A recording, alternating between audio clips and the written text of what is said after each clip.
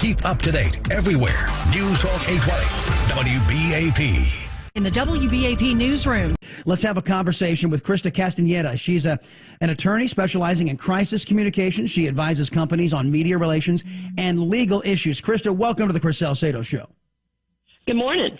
Hey, good morning to you. So, this president has decided that he will not sit back and just take it from the press when he sees unfair reporting, the same type of bias that Morning Joe over at MSNBS says it's just something that, that Republicans have been conditioned to take. This president isn't willing to take it, and he's going to push back. Do you think it's a good move or a bad move? Well, I think it's certainly the move that this president is going to follow. Two things. I think he needs to continue to assert fact-based reality, not alternative facts, and he needs to find media that will help him amplify that message. He's got a great social media following, but he's never going to match the reach of what he calls traditional liberal media. However, there are outlets out there, I think, that can help him get his message across in a way that he finds more palatable. Right. But again, this bias that has existed in the press is no secret to anybody who is a conservative or Republican or a fair-minded Democrat who has ever sat at an editorial meeting inside of the nation's newsrooms, as I have. And this bias is real. It is something that permeates the press. There was a time, though, when there was a premium placed on, look, no matter what your political biases are, you leave them at the door. That check seems to have gone out the window with current reporting, in particular with this president. And I guess my question to you is, if you were advising the president, and knowing the press has such low approval ratings, and I would say those ratings are earned, would you counsel him to keep this up, this adversarial relationship, or like so many in his own party are saying, just move on, the press is going to be biased and just accept it like Joe Scarborough has? I think it's a complicated issue. I think that he's not going to win the war, and in fact, traditional media are selling, newspapers and their product like hotcakes as a result of the feud. It's great for their ratings as well. The office of the presidency needs to reach the people, all the people, as many of the people as he can, with his message. He got elected. Even though we're a divided nation, he needs to find a way to get that message out. I'd challenge everybody on the conservative side of the spectrum to rebuild traditional journalism in places that matter. I grew up in Kansas. And some reporters build some institutions in the big square states and compete for the nation's attention in that space. Yeah, and you know what? I think that's reward those who do honest, hard-hitting journalism. We are fans of a woman by the name of Cheryl Atkinson, who is a no-nonsense type of reporter who wanted to cover the Obama administration vigorously, but she lost her job at CBS because CBS had caved to a lot of pressure from the Obama administration not wanting hard-hitting journalists. And look what the Obama administration did, tapping the Associated Press phone systems. They did a lot of things, suing James Rosen, naming him an unindicted co-conspirator because he was just doing his job and reporting.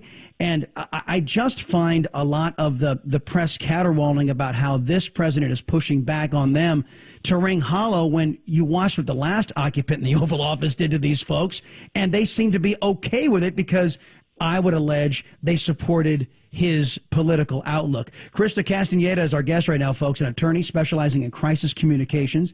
She advises companies on media relations and legal issues.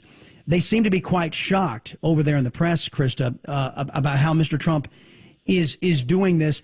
And there's a new tack. I think Chris Wallace rolled this out over the weekend, saying, how is attacking the press focusing on jobs? Do you think that maybe there are some in the press who are getting a little shell-shocked because they're not used to being called out in this manner?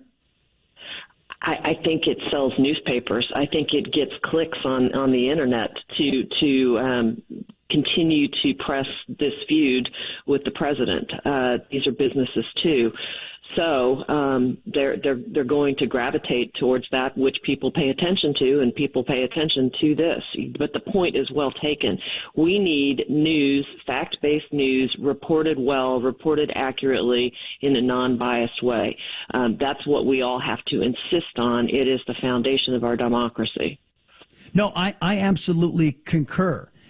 Because let's all remember that the free press and the fair press is the only one that is articulated inside of the Constitution, the only job, I should say, that's articulated in our founding document. It's that important. The founders believed it was important, and many rational people believe it's important, but that fair adjective is being dropped, and I've got some sound bites to back up my assertion here that after we talk to you, Chrysta, that nobody's talking about a fair press anymore. They're only talking about a free press. Back to another question. I want to press you a little bit on this. If you were advising the Trump administration as to how to handle the unfair press moving forward, would you counsel the tweeting? Would you counsel the road he's going down, or would you recommend a different strategy? Well, I'm a big advocate for corporations. Never had the opportunity to advise a president, but for everybody who's going to use the public media to get a message out, to have a strategic plan and some discipline to stick to it. That means that everybody who's going to interact with the public needs to understand what the president's points are and be consistent in how they're portrayed.